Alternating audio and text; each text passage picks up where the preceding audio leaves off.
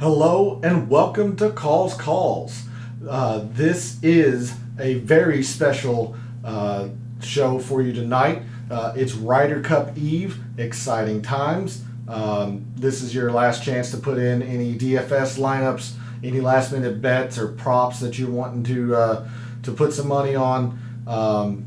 I myself am going to put myself in the captain's shoes, Captain Stricker and Captain Harrington, and I'm going to present you with the rosters that I would have put out for this Ryder Cup. Yes, I know that the Friday morning session has been put out. I because of the nature of the show starting now, I didn't have any knowledge when I made these lineups earlier today. So, spoiler alert, I got some completely correct, some I didn't. So I don't want to be accused of using the information when it was already out. I had none when I made these lineups in these rosters earlier today. But again, a very special show for you all. I'm excited for it. I hope you will join me in chat. Give me your predictions. Give me the lineups or the rosters that you would have put together. Maybe some pairings that you would have put together. How would you have set up the singles on Sunday? Just interact with me on this episode, this show. It's just it's gonna be fun. I'm done with the data and the DFS and all that stuff. This is just purely for fun. That way we can have even more laughs at my expense next week as we return to regular PGA action. With that, obviously, chat's open. There are no statistics tonight other than just a little bit from Fantasy National. It's mainly going to be just some conjecture and laughing at me and making these lineups. The last thing is follow me on social media. The links are in the description. I'll respond to you as quickly as I can or comment in this video lineups and pairings and such that you would have wanted to see. But without any further ado, let me present to you Captain Call's Ryder Cup rosters. And we're going to start with a very quick overview of my rankings from Fantasy National. Ownerships and such, just to give you all an idea of some of the factors that I was considering when making these lineups. So in foursomes, I really wanted people that had very similar type games. That way there weren't a lot of surprises for people whenever they were playing alternate shot or foursomes. That's why a team like Patrick Cantlay and Xander Schauffele are pretty darn good because they have very, very similar type games. Well, shoot. I'm holding the wrong key. Very, very similar type games here. I looked at approach. I looked at proximity, their putting, their driving distance, how they hit their long irons. I looked at a few factors, and I wanted them to be roughly the same. That way, it felt like they were playing their own ball, even if they were playing alternate shot, or even while they were playing alternate shot. So that was my initial thought process of when I was making my pairings for foursomes. And of course, it wasn't going to match every single time and all that, but I really tried to get similar style guys on a team for foursomes, mainly around approach, proximity, distance, long iron proximity, mainly around those statistics. And then for four ball, I wanted golfers who were the complete opposites, essentially, especially in the birdie or better gained metric. For example, someone like Daniel Berger, who's a solid golfer, but he's not big on birdies or better. He saves his pars. He's more conservative and all that. Not that he won't get birdies, but I would pair, for example, I would pair him with somebody like Bryson DeChambeau, who's just balls to the walls. Go and try make your eagle, because I felt like Berger was going to be a pretty, had a easier path to par, whereas Bryson would double bogey or eagle, and anywhere in between. So I kind of used this metric here, and I wanted opposites, and I also wanted opposites as much as I could in strokes gained par 4 and 5s. So if somebody really took advantage of par 4s, say for example Victor Hovland was a lot better on the par 4s than he is on the par 5s, then I would have paired him with somebody like Paul Casey, who takes advantage of the par 5s but not so much of the par 4s. So that way you're trying to maximize the amount of points someone is going to get on those holes. So that was the quick basic process that I had with it. Put a little bit of conjecture, intuition into it. Also considered for the Euros, especially nationality and such. But that was kind of the thought process behind making these pairings. And then I looked at records as well. For somebody like Dustin Johnson, for example, he's 3-5 and 1-3, so basically the same winning percentage. But in the President's Cup, he's a much better foursomes player for whatever reason, whether that's whether it was his partners or whatnot. He was just a much better foursomes player. Spieth, for example, 5-0 in foursomes. He's not terrible in four-ball, but foursomes he's undefeated in the President's Cup. He has played foursomes well in the Ryder Cup. He's also played four-ball well in the Ryder Cup. So, like someone like Sergio, really factored him in on foursomes and not so much on the four-ball. Somebody like where's a big? Yeah, well, we'll use Cantley and Schauffele for example. For Cantley and Schauffele in the President's Cup, they were 2-0 together in foursomes. They were 0-2 together in four-ball. So I took some record into consideration as well, especially if a guy really showed that he preferred one format over the other. But that was the entire gist of the thought process going into making these into these lineups. Sorry, I'm just making sure chat's up. And please, guys, I really just want this to be a fun episode. A lot of banter back and forth, predictions and such. I'll give you my predictions at the complete end of the episode. Winner, MVP, unsung hero, all that stuff. So, but without further ado, let me present to you Captain Call's foursomes lineup for Friday morning. And I'm going to start by saying that I nailed this 100% right. Both teams. The reason behind it, Garcia and Rahm, and Spieth and Thomas. I've heard a lot of pundits this week, especially pundits talking about Team USA, that they wanted to make a statement early, and I completely agree with that. But they were talking about sending Bryson DeChambeau out early because the first hole is could be a drivable par 4, and send this statement early that the Americans are going to just bomb this course and overpower it. And there's certainly some logic behind that, but DeChambeau is such a I don't want to call it lightning rod. He's just a volatile player where he could drive the green or he could hit it in Lake Michigan. He's not that bad, clearly, but if you're going with that thought process, hole number 1 just right out the gate, what happens when he, blisters his drive way left or way right, and basically it's a lost hole no matter who his partner is? Europe's just gonna just walk in with all of the momentum in the world the rest of the day, when they know that the USA was trying to come out, send a statement, and it didn't work.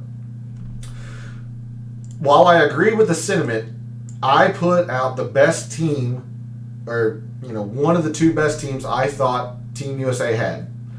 Jordan Spieth and Justin Thomas. You want to send a statement? Put a team out there and push the pedal to the metal. Put a team out there that is going to give you 18 holes of great golf, because they've been paired together at President's Cups and at Ryder's Cups, and they've been very, very good. They've wanted to play with each other. So this was Team USA. Just, again, the same thought process as the pundits, but in a different avenue. Come out, make your statement. Put your best foot forward. For the Euros, I had pretty much the same idea, and it comes down to this. I'm Captain Harrington. I've got the number one player in the world, Jon Rahm. I'm going to put him out first, and I'm going to look at Team USA right in the eye and say, here's the number one player in the world. Beat him. I paired him with Sergio. Nationality, they are tremendously momentum-based players. They both putt the lights out, or can. With momentum. I know Sergio is not the greatest of putters anyway, and Rahm's not exactly the best either. But they're both great off the tee. Where's Sergio? There he is. Sergio 6th off the tee. Rahm 2nd. Proximity for the long iron. Sergio's very good. Both play fairly well in the wind. They take advantage of par 5. Well, Rahm takes advantage of par 5s and par 4s. He's the number one player in the world. There was just a lot to like there. Sergio's distance is not going to hinder Rahm or anything. There was a lot to like with that pairing. Sorry, go to here. So I paired Rahm with Garcia, and I'm daring the Americans beat the number one player in the world. Now, that's certainly a risky strategy, because if the Americans do, they're going to have this wave of momentum for a bit. But the reason why it's less risky, in my opinion, than to send Desham out there first is that you have others that can pick up more points. Now, certainly the Americans will gain some morale if they beat Jon Rahm, but they're going to gain less than the Europeans would have, knowing that America's trying to send a statement, send Bryson out there on the first tee, and he, not misses the tee shot, but, hits one of Aaron. So that was my thought process behind that. Both teams are sending a statement right out the gate. Europe, I got the number one player. Beat him. I dare you to beat him. Whereas USA, we feel like we have the best team here this week. We're gonna show you we're in this. Obviously everybody's in to win it, but we're sending a statement too. This is our A group. We're coming at you. We're not backing down. You might have the Ryder Cup right now, but we're not backing down. Second, I would send out Tommy Fleetwood and Lee Westwood, and neither of these guys rate out well in my model. They don't. This is more of a gut feel. If I was Captain Harrington, I want to see if Tommy Fleetwood still has some magic from 2018 with him and Molly. Him and Molinari went 4-0 in the team events. I want to see if he still got some magic.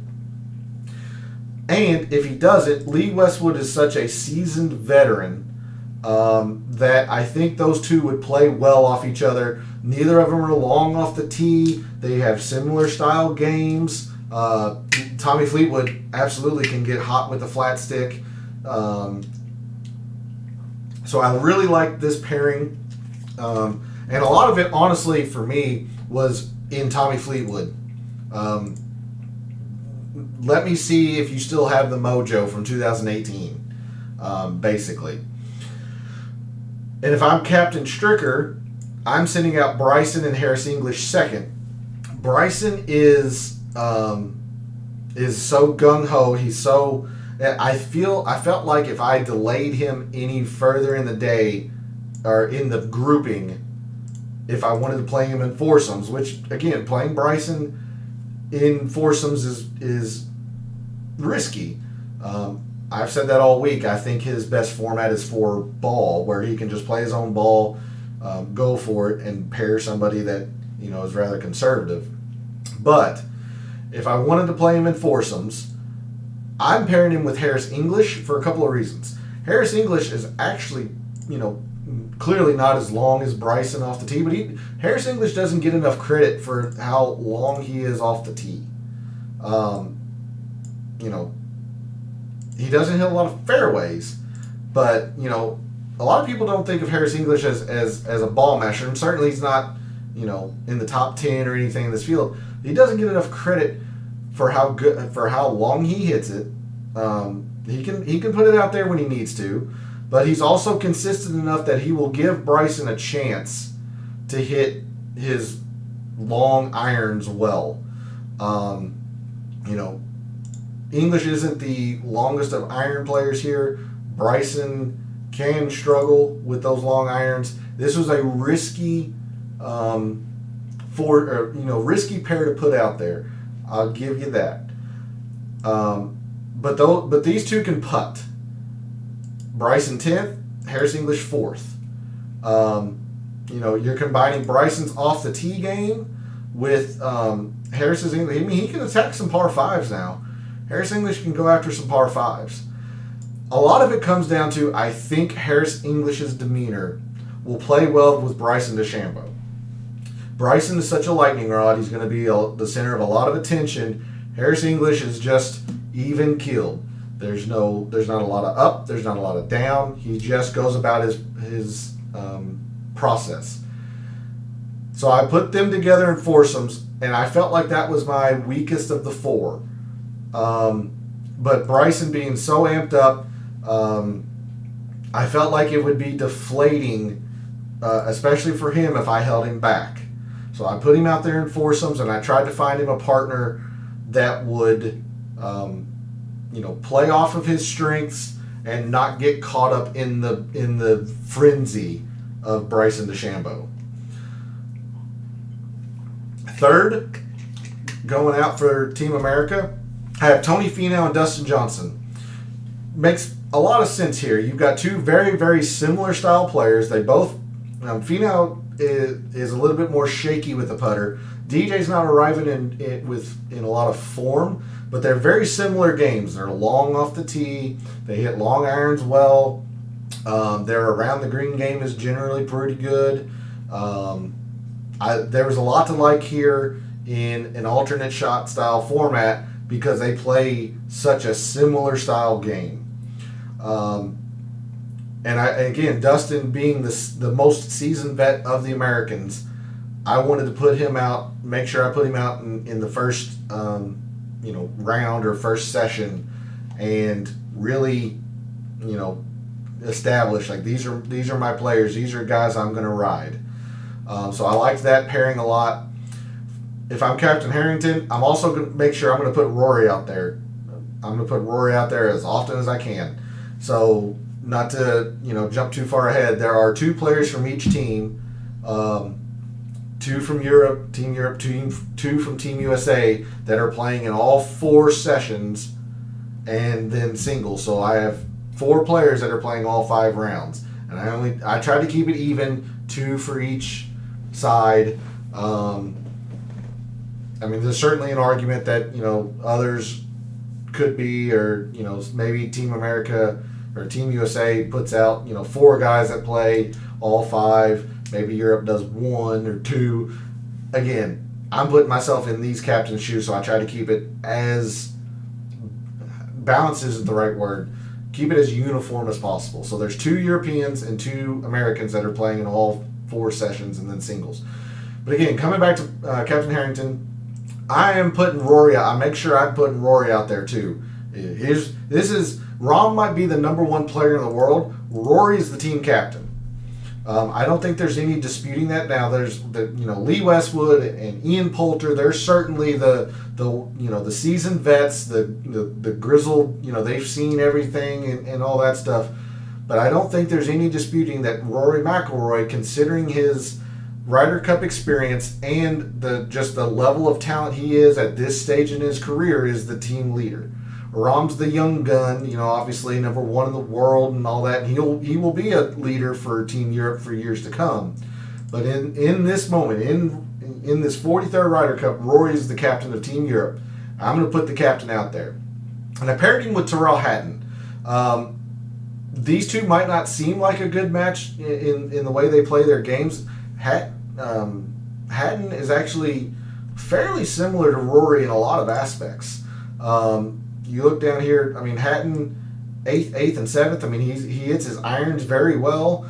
You've got Rory, he's actually better than Rory. Now, Rory's absolutely, birdies and better driving distance, par 4s. Actually, Rory doesn't play the par 5s that great, at least compared to the field. Whereas Tyrrell Hatton, he doesn't either. So they're going to be taking some hits on the par 5s. But, I mean, you look here at the proximity of long irons. Rory is 16th. Hatton is 4th. So Hatton's not going to, slow him down. They both can play a bit around the green if they have to. Obviously, you'd prefer not to. So, again, I really like this pairing, and especially because Tyrrell Hatton is somebody who's he doesn't give up. He just does not give up. He would be down 3 with 3 to go, and he's going to fight you to beat him. There's just no quit in him. I like that mentality. You put that with a stud, just an all-star in Rory McIlroy. Get Hatton out there, let him compete. I like that setup for Captain Harrington. And then lastly, everybody's been talking about Wiesberger is probably the least, or people have the least confidence in him. And I would agree with that. I think Wiesberger, it's not that he doesn't belong here, but I think there's quite a bit of a tier dropping from Wiesberger to the next, lowest, if you will, from 23rd to 24th. Because of that, and I'm sure he's heard that, that noise around. If I'm Captain Harrington, I'm sending him out there. You know what? There's a reason you're here. There's a reason you're on this team. Go out there and prove it. Go out there and prove it. I am giving you that confidence. Go play. And I think this is the format that suits him best. Playing his own ball probably would be a bit of a struggle, but he actually hits his irons pretty well. So hitting your irons, I like that in a foursomes and alternate shot format, and I'm pairing him with a vet. I could have done Westwood, I could have done Garcia, Casey. I'm putting him with Poulter. Poulter in foursomes is, he doesn't have the best record, but it's certainly not bad. You can see how grizzled of a vet he is. I'm putting Wiesberger with a vet just in case the nerves are there. That Poulter can kind of try to keep him in there, but certainly Poulter is he's a lightning rod in himself. He can ride some momentum, and if he starts riding some momentum, I think Wiesberger would pick up on it. I think that's a very good duo for Team Europe, especially. If I'm Captain Harrington, I'm sending him out there. You know what? There's a reason you're here. Go get him. Don't let anybody tell you you don't belong here. Go. And then lastly, for the Americans, if things are going south, if things are not going well in this session, I want a team that is steady, that I can depend on, that at worst case scenario, I think they're going to have and get something out of this session. If disaster strikes and Rahm does Rahm things, Desham just starts spraying it everywhere, Finau and DJ aren't making putts or whatever, I want a team that is just solid. They're just steady. And get some momentum heading into the 4-ball match in the afternoon. So I put Cantley and Schauffele there. And turns out I was pretty well right on that too, because if we look here, so the first tee time tomorrow morning, Jon Rahm and Sergio versus Spieth and Justin Thomas. Without meaning to, I promise you, I did not have this information when I made these lineups. I picked the complete matchup, so I'm pretty proud of that. I put myself in the captain's shoes and picked the 7:05 tee time to a T. So I'm thinking along the same lines that they are. Then, secondly, is Paul Casey and Victor Hovland, and DJ and Colin Morikawa. I'm hoping this proves that I didn't have any information, because I didn't have Casey, Hovland, or Morikawa in the foursomes, and I have DJ with Finau. So, and I think I have DJ in the third group. Yeah, so didn't really get anyone there close, but I really like this pairing of Paul Casey and Victor Hovland, as you'll soon see. I really like this. Johnson and Morikawa makes a whole lot of sense. You get DJ, you give Colin Morikawa, you give him DJ's length, you give DJ Colin Morikawa's iron ability. It's a great fit. The reason I held Morikawa and Brooks Koepka out, I held both of them out in the Friday morning session, because they both have injury concerns. Now, they're both saying they're fully healthy and all that stuff. Players are going to tell you that. If I'm Captain Stricker, and I'm not, clearly I'm not Captain Stricker. I'm not in the meeting rooms. I'm not in the players' rooms. I'm not talking to these guys. But if, all things being equal, I held out Koepka and Morikawa to see how the injuries are feeling in the morning. Maybe they're 100% healthy, and I kind of, I didn't use Morikawa in the foursomes. I'm willing to take that bet that way to make sure he's completely healthy. And if there is any kind of concern, this gives them the morning session to go to the trainer, do what they need to do to be right for the afternoon session. Spoiler, they're in the afternoon session for me. But if we go back and just look at the actual pairings, so then the third pairing, Lee Westwood and Matthew Fitzpatrick versus Brooks and Berger. I had Brooks. I explained why I didn't have Brooks, the injury concern, if I'm Captain Stricker.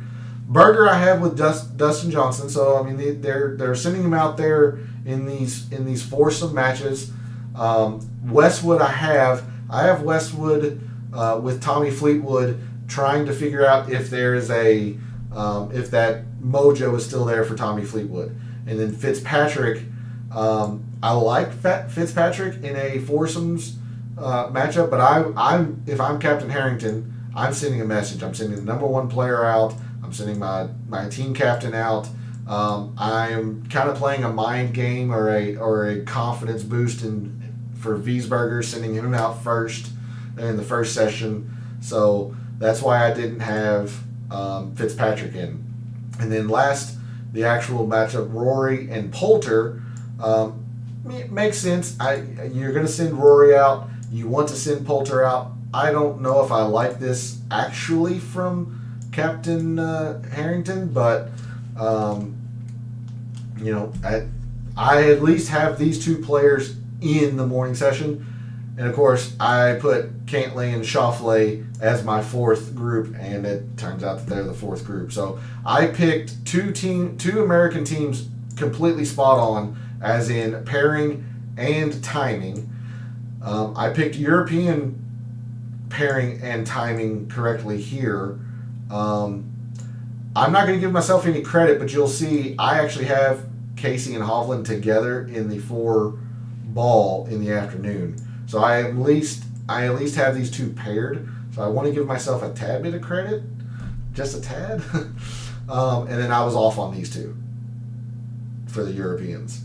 So anyway, I'm going to close this out. That hopefully that shows you that I did not have any knowledge. I actually just ended up picking this completely correct and that correct. But anyway, so there's my morning session. If I'm captains of both teams, feeling pretty good. If I'm Captain Stricker, I'm thinking I might be 3-1 or 2-1-1. And the same for Captain Harrington. Like, I have the number one player in the world. Beat him. I don't think you will. You know, if I'm Captain Harrington, I'm thinking, all right, that's a point. Fleetwood and Westwood's kind of my iffy pairing if I'm Captain Harrington, but I'm also going up against the Americans' iffy kind of pairing. So that's, I'll call that a have. I've got my stud and Rory facing Finau and Johnson. That's a fun match. That would go back and forth. If I'm Captain Harrington, I like my chances with Wiesberger and Poulter, but when I see this, I'm going to be a little upset knowing that they're going up against a strong team in Cantlay and Schauffele that's probably going to hurt Wiesberger's confidence, and so I don't like that. The whole reason I put him out there was to give him confidence. So I'm hoping that they would salvage a have out of this. I don't have any worries about Poulter. Poulter's been through this. He knows the ups and downs and such. I would be concerned about Wiesberger if these were the actual matchups. So there's that. There's the Friday morning session. Let's go into the afternoon for 4-ball. I'm going to unhide these rows and show you that for 4-ball, if I'm the Americans, I'm sending out my best team again. Spieth and Thomas, even if they got beat by John Rahm, if I'm Captain Stricker, I said, all right, Harrington, Padraig, I dare you to throw Rahm out there again. You may have beat Jordan Spieth and Justin Thomas, but you had John Rahm. Do it again. I'm sending my best team back out there again. Beat them again. And if I'm Captain Harrington, I am putting 2 guys out there that are solid players, but they play the game so very differently. Hovland is, they're both extremely great iron players, but Hovland has the length to really, he can overpower this golf course if he really, if he's really playing well. Whereas Casey's just steady. He's just steady. He can get his birdies with the best of them, but that Casey is not going to give up on a hole. He's not going to have a bad shot and force Hovland to make a 20-foot par when Casey's chipping for a bogey or whatever. Casey's just steady. So I really like that pairing, and you saw that Captain Harrington put them out there in foursome. So I really like that pairing. So I've got them going out first. And then second, for Captain Harrington, if I'm Captain Harrington, I'm putting Rahm back out there. He's the number one player in the world. I'm giving him a break from Sergio. Not to say that Sergio would cost him or anything. And I guess I should probably preface with Spieth and Thomas and Cantlay and Schauffele are going to be most of the time together. Just because since I'm in America, I know those teams better than I do the Europeans. I had a feeling that Rahm and Garcia would be put together, but I didn't keep any of the guys on the same teams for the Euros. I just don't know enough. Not living in Europe, not being having my ears to the ground there. I kind of switched things up with them. Of course, if I'm a captain and Rahm and Garcia are on a heater, or Fleetwood and Westwood are lighting it up, then I'm going to ride hot hands, obviously. But this is a thought experiment where things aren't necessarily going bad, but let's say they have, and you're just trying to get people in playing. But anyway, if I'm Captain Harrington, I'm sending out Rahm again, and I'm sending him out with Hatton. Again, Hatton's the kind of player that's just not going to give up on a hole. So Rahm can be pretty steady. Hatton is going to fight his way. He's going to find a way to scramble his way to a par, or force the Americans to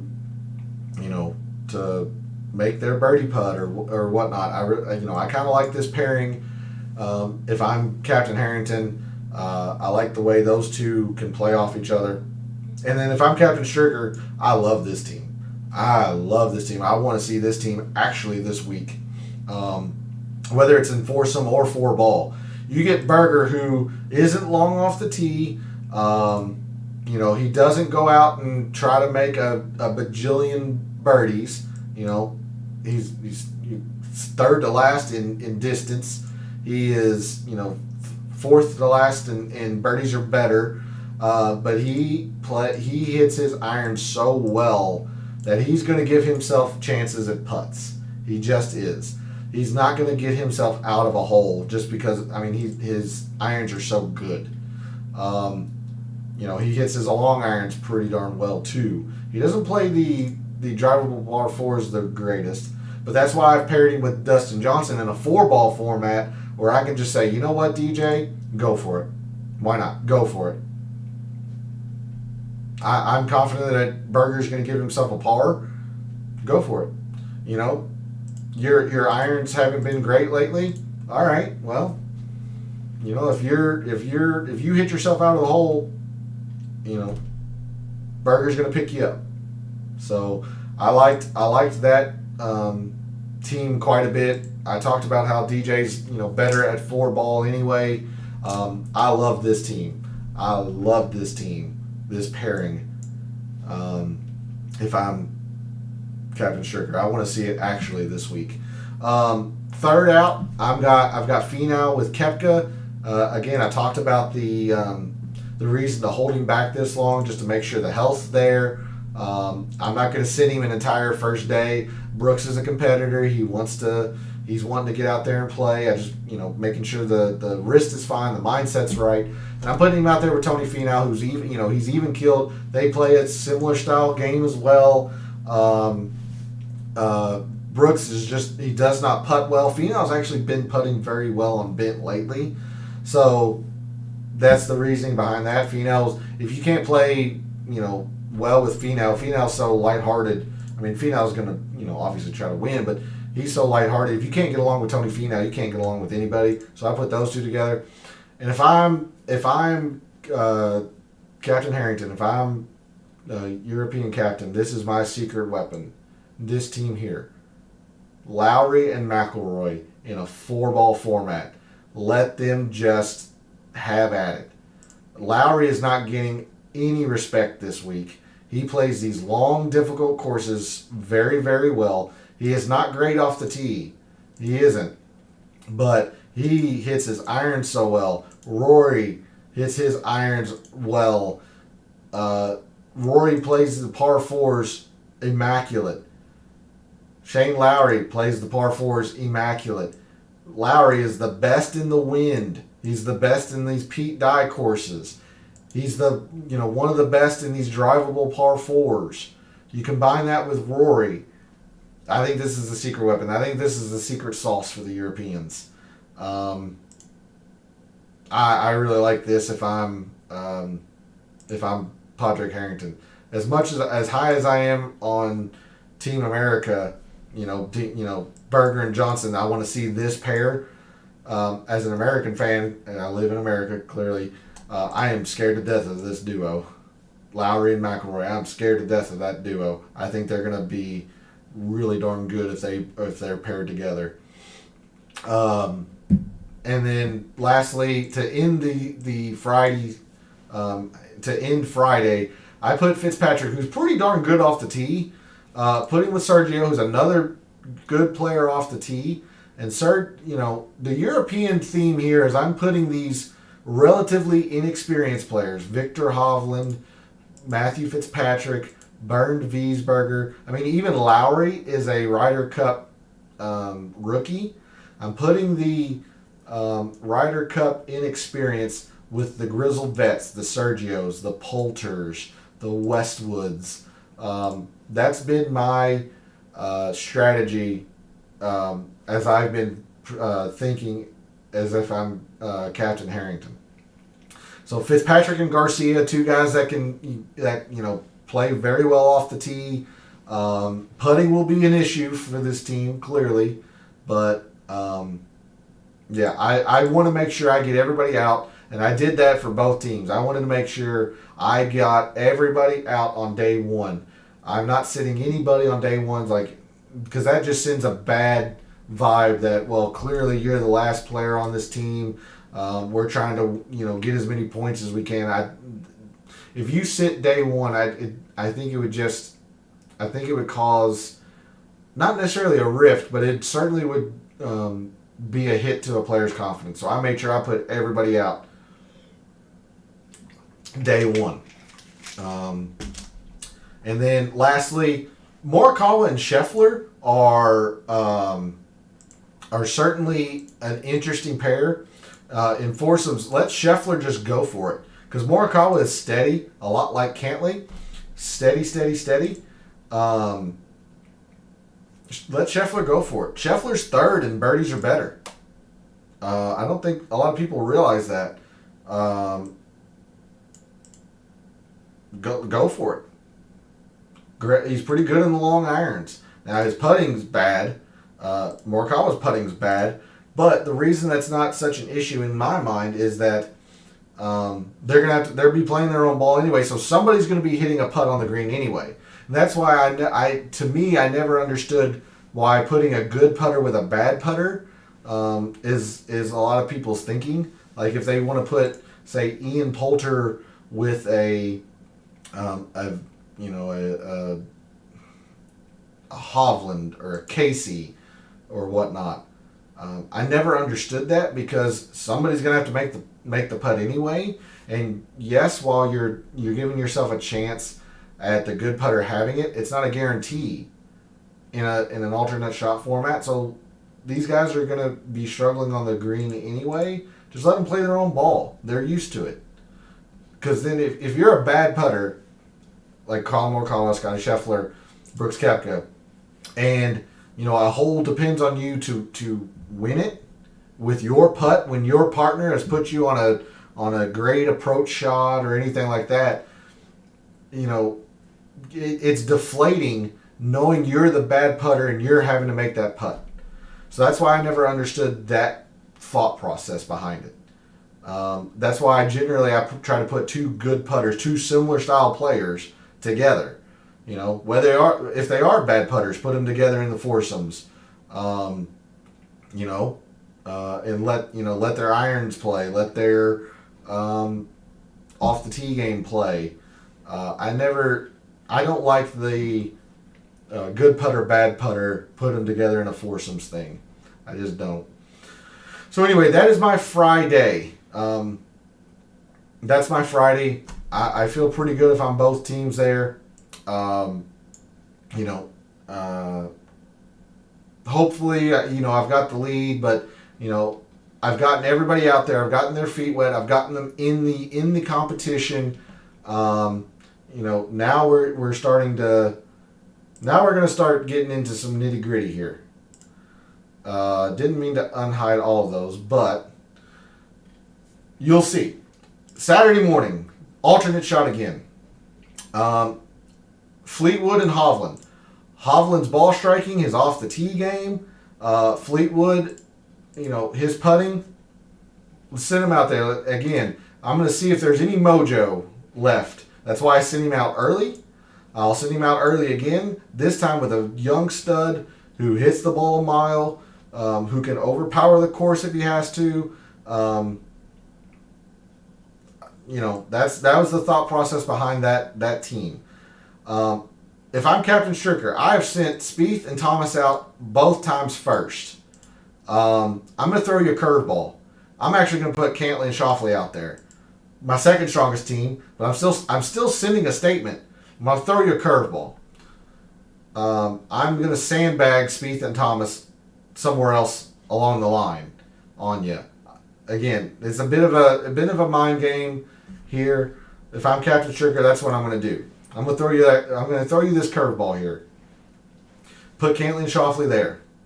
And then back it up with Spieth and Thomas. So, out of the gate, Saturday morning, I've got my two teams. If we're in a deficit, by God, we're going to come back and tie this match or tie this Ryder Cup up. If we're ahead, we're going to storm ahead. You're not going to catch us now. So either scenario, I'm putting both of my teams out here. And honestly, I could see Spieth and Thomas going first again. Again, I kind of like the curveball, the change up, however you want to call it. throwing in that unexpected twist. And then in Saturday morning, if I'm Captain Harrington, I just sent out Fleetwood and Hovland. I'm going to send out my number one player, and I'm going to send him with a guy that is just steady. Casey's not going to, neither of these guys are going to inhibit the other's ability to hit their shots. Both of them are great with their irons. Casey is flawed with the putter, but Casey is so great with the irons. Rahm's so great with the irons. I think that putting is going to get negated a little bit. Casey doesn't get enough credit for how well he plays the par fives. He plays the par fives amazingly. They're both really, Casey's pretty darn good in the wind. Casey's really darn good in the wind. He plays these P-Dye courses well. He hits his long irons great. He's actually the best at these drivable par fours, which surprised me. So I'm putting him out there with Rahm. I think this is a really strong team. If I'm Captain Harrington, I feel pretty good about it. Lowry and Poulter, again, these two guys are, they're not going to quit. They're bulldogs, whatever you want to call them. Poulter, the vet. Lowry, who just, he plays these windy conditions great. He can get on fire. I just put the American Assassin there with the guy that I think is going to be an unsung hero for my team if I'm Captain Harrington. Then I'm going to send out Koepka and English in the foursomes. Sending English out there again. Instead of with Desham, I'm going to put him with Brooks Koepka, whose games are fairly similar. English is a miles better putter. But again, English, he's not the longest off the tee, but he can get it out there when he needs to. Brooks, he can hit it, obviously, and Brooks is so very competitive. If he's going, I like the idea of Koepka staring down Ian Poulter and just going at it, mano a mano in his head. So I put English and Koepka out there. This is the one that I'm kind of the most iffy on if I'm Captain Stricker. But I want to make sure I get Koepka in his best format, which is foursomes. You could argue Finau, but again, putting myself in Captain Stricker's shoes, I put Finau in both sessions and Friday. Want to give him a rest. So I'll put English out there with him. And then finally, I like this team quite a bit too. They are very short off the tee. Very short. But they are so steady with their irons. Morikawa's putting. Berger's not the most fantastic putter either, but Berger, where'd he go? There he is. So you're giving me the first. I mean, he actually in strokes gained approach, Berger is actually beating Morikawa. They're right next to each other. Look how similar. Gosh dang it! Look how similar these games are. First and second and fourth in proximity. Like I said, Berger is not the best putter, but he's clearly better than Morikawa. They both play these par fours well. They both are similar in their style of par fives. Neither of them are long off the tee. The reason why I like that is that they're playing similar styles of golf, and in an alternate shot format, it's going to be as close to playing your own ball. They're playing a similar style of golf. And again, they're both, Morikawa is really good in the wind. Berger's no slouch. They're going to struggle on the drivable par fours only because they don't bomb it, so they're going to have to really be dialed in with their wedges and their putting and such. But I like this team in the sense that they're so similar in style. Not long off the tee, immaculate with their irons. I like that style for them that made them feel as close to playing their own ball as possible. And then lastly, again, I've got my team captain. I've got Rory. I'm going to send his countryman out there, Fitzpatrick, with him. Fitzpatrick's good off the tee. He's not going to inhibit Rory at all. You give Rory's length. make it a little bit easier on Fitzpatrick. Yeah. So then we go down to the Saturday afternoon session. And this is where I think Deshamp's going to shine if he plays well this week, is in 4-ball.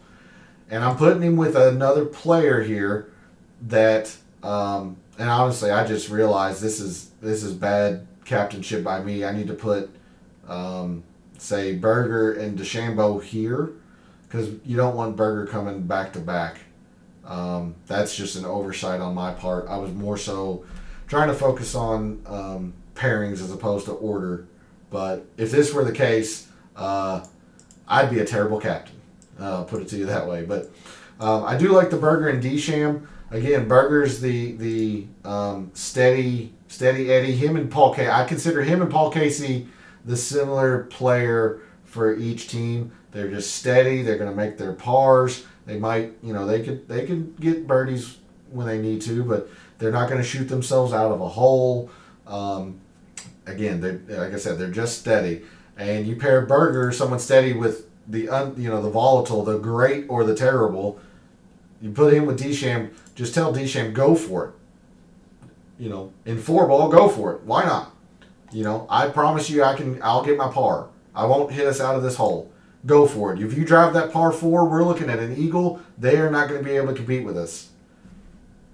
And then if I'm Captain Harrington, I'm sending out kind of the same idea. Hovland and Garcia, a little bit less so. I mean, Garcia's not as consistent as Berger because he doesn't putt as well. But let Hovland just mash. Let Hovland mash. And then Sergio's there. Again, the theme with the Europeans, if I'm Captain Harrington, has been put the inexperience with the seasoned vets. So Sergio and Hovland there. And then I back it up with Lowry and Rahm. Again, I've mentioned how I think Shane Lowry is going to be he's going to be a dark horse for the Euros this week. The wind's supposed to be picking up. He plays long, difficult course as well. I really like Lowry. Putting him with the number 1 player in the world, letting them do their own thing. They'll play they'll each play their own ball. That's a pretty tough pairing. I got them going up against Cantley and Johnson, so I'm going to split Cantley and Schauffele for the moment in this last session. Cantley's, again, steady. He's kind of unflappable. He's going to be a thorn for the Europeans, and let DJ just go for it. DJ and Deschamps similar. Just let them go for it. Let them bomb. See if they can overpower the course, because Cantley's not going to shoot himself out of a hole. And then next I have Finau and Scheffler. This is an intriguing team. They're both long.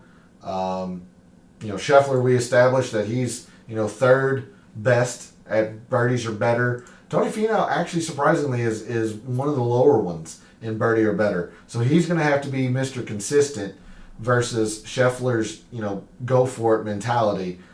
This one's a bit shaky for me. I do like the intrigue here. They're both long. They can both, certainly intimidate their opponents. It's a little shaky, but, the upside is massive if I'm Captain Stricker here. And then I've got just 2 hard-nosed British people. Paul Casey, Tyrrell Hatton. These guys aren't going to hit themselves out of a hole. Hatton's never going to give up. When you're coming down to, the final points before singles, you're going to want somebody like a Tyrrell Hatton who's going to scratch and claw for every half point he can. And then lastly, Rory and Lee Westwood. I've given Westwood a lot of rest. He hadn't played since Friday morning. Putting him out with the team captain, countryman, all that stuff. And then finally, the last session, last round before singles, I'm hammering you. Here's my best team. We're gonna take 1 point going into singles. We're gonna grab the momentum. That's the idea if I'm Captain Stricker. Here's the fun part. Now we're going to pair up the singles. And full disclosure, one of these I just had to put together. I just had to. You'll see it because I'm corny. But first one's out. Ian Poulter versus Scotty Scheffler. If I'm Captain Harrington, here's my dog. Here's the American Assassin. It's kind of like the ROM thing. Sending him out first thing in the morning on Friday. He's the number one player beating. This is the American Assassin. I'm sending a statement that you are not going to win this Ryder Cup. Right now. That's over. Get any ideas of that out of your head. So that's what, I'm sending a message if I'm Captain Harrington. For Team America, for Team USA, I'm going to put Scotty Scheffler out there. Bit of a wild card. I kind of like the idea of giving him some confidence. Hopefully coming off a good showing with Tony Finau. It's kind of like the mindset of sending Wiesberger out there first, giving him some confidence. All right, Scotty, he was. Most people think he was the 12th pick, the last pick of Captain Stricker. He probably was, but this is saying, you know what? You're on this team for a reason. I picked you because you're a good match play singles player. Go out and do it. So that'd be an interesting matchup there. Second one, I've actually got Fitzpatrick and Spieth. And for the Americans, it's actually pretty simple for me. Spieth is... it keeps jumping, sorry, so you can see the third one as well. Spieth, he is winless in his singles matches. So I am giving the illusion that I'm trying to put my strong players early. In essence, I'm getting a weak singles player out of the way early. Not to say Jordan Spieth's a weak player, but his singles record speaks for itself. Jordan Spieth, singles 0-3 at the Ryder Cup, singles 0-3 at the President's Cup. The numbers don't lie. He's a weak singles player in these international style formats. So I'm going to get one out of the way. You know what? This is more than likely going to be a loss. I'll just get it out of the way and hope that later on we can make that point up. Kind of the same thing with Fitzpatrick. He's only been in one Ryder Cup. It was pretty bad. Getting that out of the way, knowing that I'm trying to just win a point right off the bat. Now, yes, I could be giving it right back, but I want that cushion of grabbing the point. Third, Sergio and DJ. If I'm Captain Harrington, again, I'm sending a pretty bad putter out, but somebody who can play some, who can hit it well off the tee. Sergio singles is 4-4-1, so it's not like he's a slouch. The problem is he's going up against DJ, who's pretty darn good in singles in these international formats. So that was the idea. If I'm Captain Stricker, I'm saying, all right, I've got a wild card here. I'm trying to give him confidence. Speed's a pretty bad singles player. I don't want to give 3 points away right off the bat. All right, that stops now. I'm sitting out DJ. He's our team captain. He's our grizzled vet. He's probably one of our better singles players. If we lose the first two, we're not going any further. And if Scheffler does win his match, now we're grabbing some momentum. Against Sergio, fourth is DeChambeau against Lee Westwood. Again, DeChambeau is so erratic. He might win his match 8-6. He could also lose 7-5. I'm putting Lee Westwood here. His singles record is also very terrible. If I'm Captain Harrington, I'm putting Lee Westwood, Fitzpatrick early. I'm trying to get these guys kind of out of the way. That way I can focus later and get my studs there later. So DeChambeau there against Lee Westwood. Fleetwood and Harris English. Not a lot to say. I'm just slotting in guys at this point. Paul Casey and Xander. Here's the one that I'm going to take a step out of the captain's mindset. I just want to see which burger wins, the V's burger or the regular burger. That's corny as hell. I'm sorry, but I just want to see which burger wins. So I'm putting them together. By God, screw it.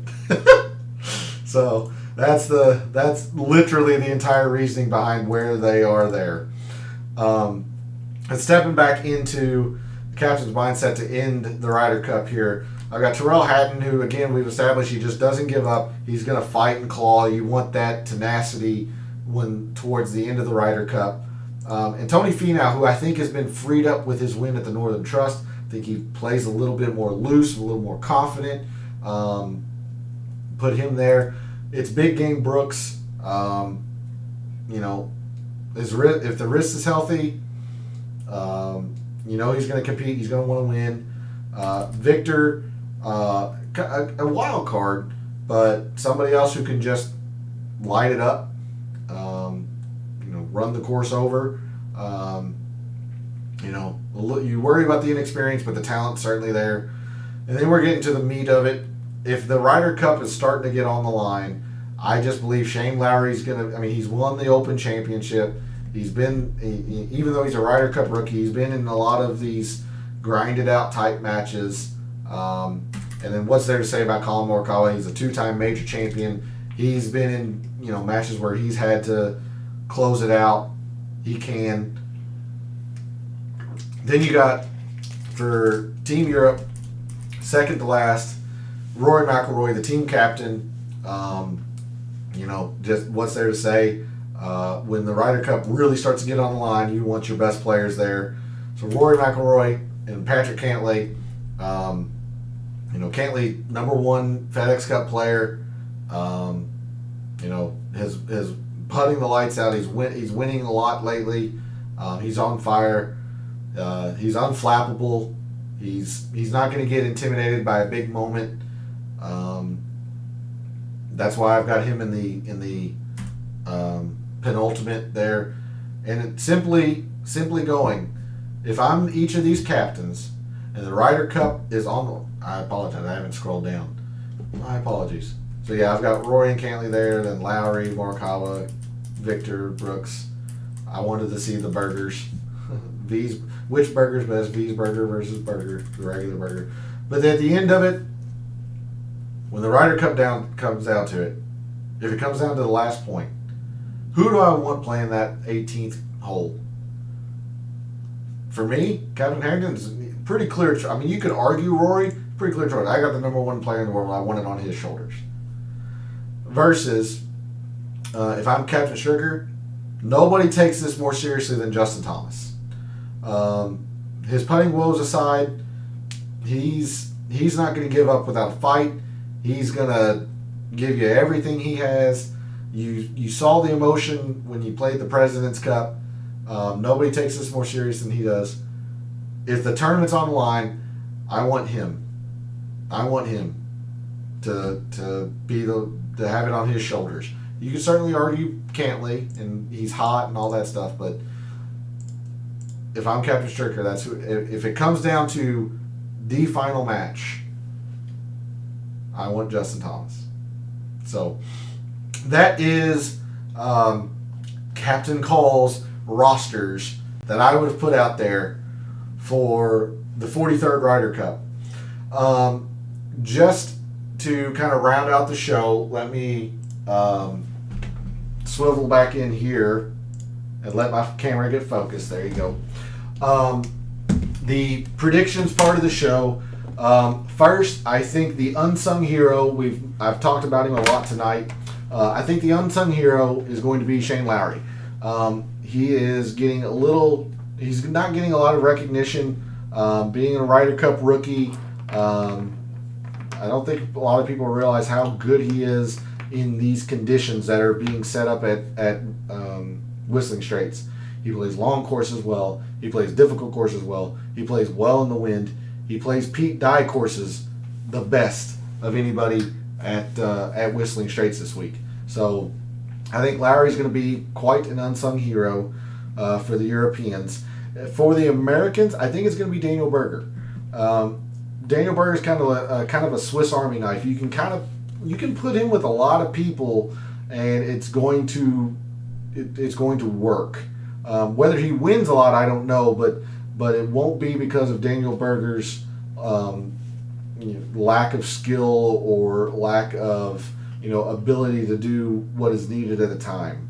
I think the unsung hero for the Americans will be Daniel Berger. Let's go to MVP. If the Europeans win, I think the MVP is going to be Rory McIlroy. Not to say that the unsung hero, Shane Lowry, and all that stuff, but if the Europeans win, I think it's Rory McIlroy. I think he plays all 5 sessions. I think he gets 3.5 points, 4 points. I don't think anybody's going to go on the Mollywood heater and go 4-0, but it's Rory McIlroy. He's one of the best players in the world, probably undisputed team captain. So if the Euros win, I've got Rory as the MVP. If the Americans win, I think it's going to be it'll probably be Justin Thomas, although I don't want to discount Dustin Johnson, because Dustin Johnson plays the 4-ball format so well. You put him with a good partner for 4 sums. He's been a good singles player. I could see Dustin Johnson being the MVP if the Americans win. I really can. But more than likely it'll be Justin Thomas. I'm going to say Dustin Johnson so I don't go complete chalk. Now the prediction. 43rd Ryder Cup on American soil. Whistling Straits. I've got the Europeans winning 15.5 to 12.5. I think there are just too many question marks on the American roster.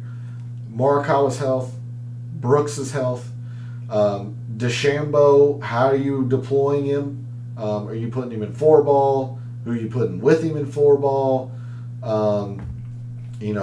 There's a lot of rookies, and I'm on the record to say I really think this is an intelligent way that Captain Stricker has assembled this team. I really do. A lot of rookies, it could come back to bite him. I believe in Scotty Scheffler. I believe in Daniel Berger. I believe in Harris English. I really do. This course suits Scheffler, suits Finau well, all that stuff. I think when it comes down to it, these Europeans, because of the wind, that's going to be a major factor. The Europeans are more adaptable, I think. I really think they're more adaptable. You get Sergio and Westwood and Poulter, Paul Casey. These guys have, experiences and everything, but they've seen a lot. I really like, I'm high on Paul Casey. Wiesberger is a little bit of an issue, and I really do think Tommy Fleetwood's going to struggle this year without Francesco Molinari. I think he was on a heater. I think he was just playing, obviously playing very well. I think he struggles this year. But there's just too many questions for the Americans in my mind. So I have the Europeans winning 15.5 to 12.5. And that's going to do it for this show. I really do hope you all enjoy the Ryder Cup. I don't have any bets put out there. Again, I'm just going to enjoy it as a fan. I am playing DFS, so if you want some last-minute advice, feel free to shoot it in the comments or on social media. But yeah, hopefully you all enjoyed this show. As I look at chat one more time before I go, I hope you all enjoyed the show. I had a blast trying to make these lineups and figuring all that out. So let me know in the comments how this came across. If you enjoyed it, you want to do other things like that. But that's going to do it for the Ryder Cup prep for this 43rd edition. For tonight and all your last minute bets for your DFS contests, for the Ryder Cup in general, may your team win. But more importantly, this week and every week, may all your bets be profitable.